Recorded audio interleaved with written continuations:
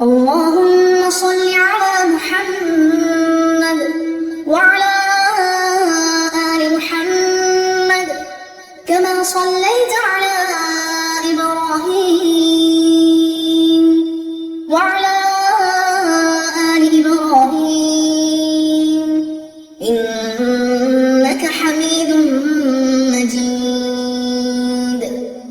اللهم بارك على محمد وعلى آل محمد كما باركت على إبراهيم وعلى آل إبراهيم إنك حميد مجيد. السلام علیکم. آج کی اس ویڈیو میں آپ لوگوں کے لیے 13ویں روزے کے وظائف اور عبادات لے کر آئی ہوں، اور اس میں دعائے قصیدہ کے فضائل بھی شامل ہیں. کن ذہن بچوں کے لیے ایک بہت ہی اچھا لاجواب وظیفہ ہے. اس کے ساتھ ہی دانت میں اگر تکلیف ہو تو اس کے لیے بھی ایک وظیفہ ہے.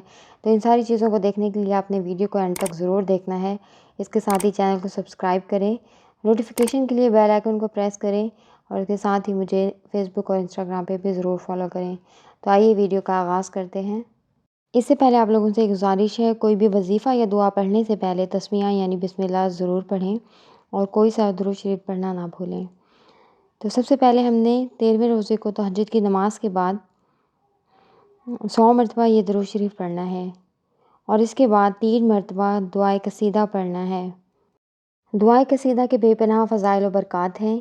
نزہۃ المجالس میں لکھا ہے کہ ایک صاحب کسی بیمار کے پاس گئے. ان کی نزع کی حالت تھی. ان سے پوچھا کہ موت کی کرواہٹ کیسے مل رہی ہے. انہوں نے کہا کچھ پتہ نہیں معلوم ہو رہا، اس لیے کہ میں نے علماء سے سنا کہ جو شخص کثرت سے درود شریف پڑھتا ہو وہ موت کی تلخی سے محفوظ رہتا ہے. عبدالرحیم بن عبدالرحمن رحمۃ اللہ علیہ فرماتے ہیں کہ ایک دفعہ غسل خانے میں گرنے کی وجہ سے میرے ہاتھ میں بہت ہی سخت چوٹ لگ گئی. اس کی وجہ سے ہاتھ پر ورم ہو گیا. میں نے رات بہت بے چینی سے گزاری. میری آنکھ لگ گئی تو میں نے نبی کریم صلی اللہ علیہ وآلہ وسلم کی خواب میں زیارت کی. میں نے اتنا ہی عرض کیا تھا کہ یا رسول اللہ، حضور نے ارشاد فرمایا کہ تیری کثرت درود نے مجھے گھبرا دیا. میری آنکھ کھلی تو تکلیف بالکل جاتی رہی اور ورم بھی جاتا رہا.